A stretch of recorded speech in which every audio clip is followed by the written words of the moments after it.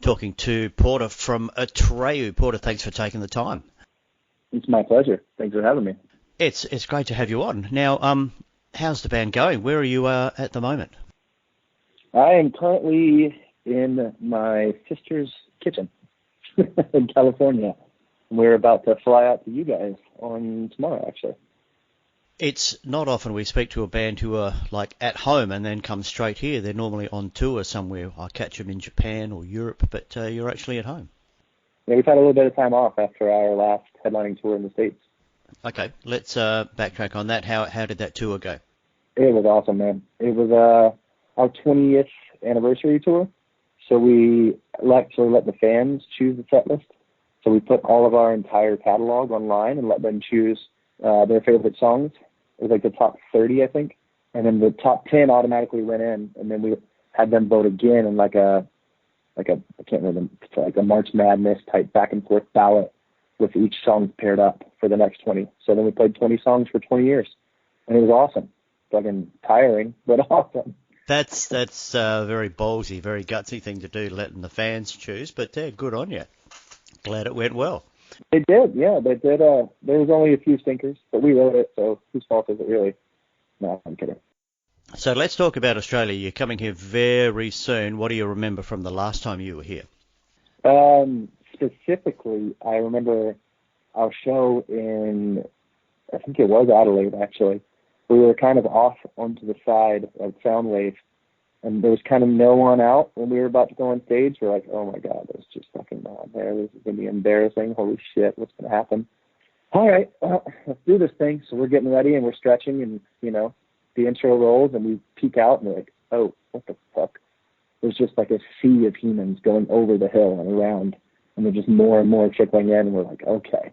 And then it was just a fucking incredible show. And then the next one in Melbourne, it was like the little room we were in. It was like I don't know what kind of weird venue it was. I can't remember at the moment, but it was this long indoor, semi-outdoor hall, and it was just spilling over.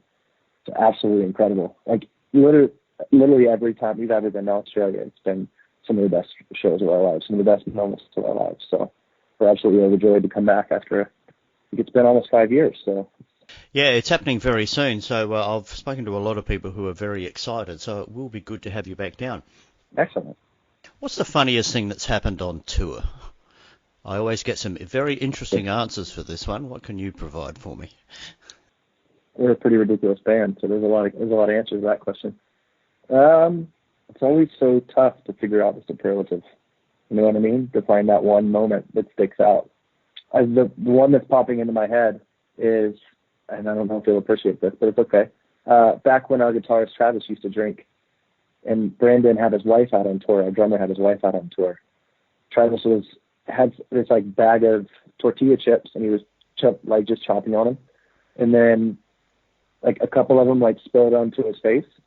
And he was just smiling and laughing, and then Ashley just went over and kept just like shoving them in his mouth.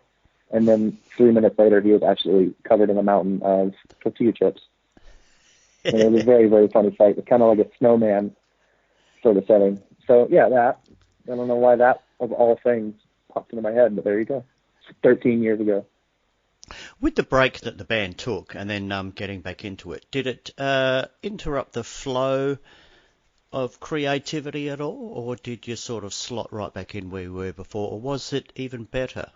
I think it was even better. I don't think it interrupted a single thing. I think it gave us a chance to become humans outside of Atreyu. Most of these dudes have been in the band since they were children, almost 15, 16 years old, and they had existed a little bit in their own right, but nobody really knew who they were outside of this band. They had only ever really done that. So everyone kind of just needed to go off and be themselves for a bit and figure out what that meant, without having to tour every 2 months with this band. And I think it was very important for us, like as humans, as friends, as family members, as creative people, as, in every fashion and form. I think we all came back to the table much stronger than we've ever have been.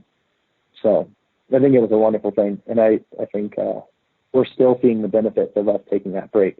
A lot of people just persevere because they feel they have to, and then they'll break up 2 years later and hate each other for the rest of their lives, And we just got to the point where we just needed a break, so we took it. Simple as that, Nobody hated each other. Nothing was wrong. We just needed to have a little moment.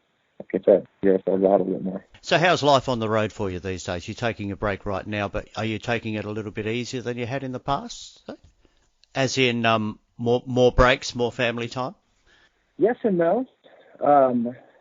Two of both Alex and Brandon, our singers, have 2 children, so we do try and get more family time in that regard. But we're still going pretty hard. This upcoming tour is the icing on the cake of this album cycle, and we're actually in the studio halfway done with our newest album. So we're still going pretty strong, you know?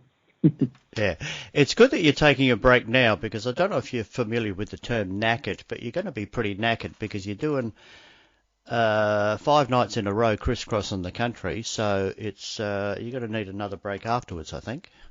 The last tour we did, where we played 20 songs, we also had the most nights on than we've ever had in our entire career. So we played longer and played for more times in a row. I think we're pretty good.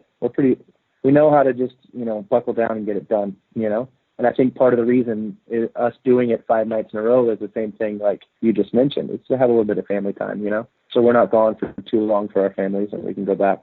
My wife is actually going to join us, and we're going to stay over there for another week. So, yay, I love vacations. We call that a playcation, where you get to go somewhere and you stay for a little bit longer. All right, been great chatting to Porter from Atreyu. Looking forward to seeing them here in town in Jive on March 1st. Porter, thanks for taking the time to talk to me today. Thanks for your time, man. We can't wait to be there.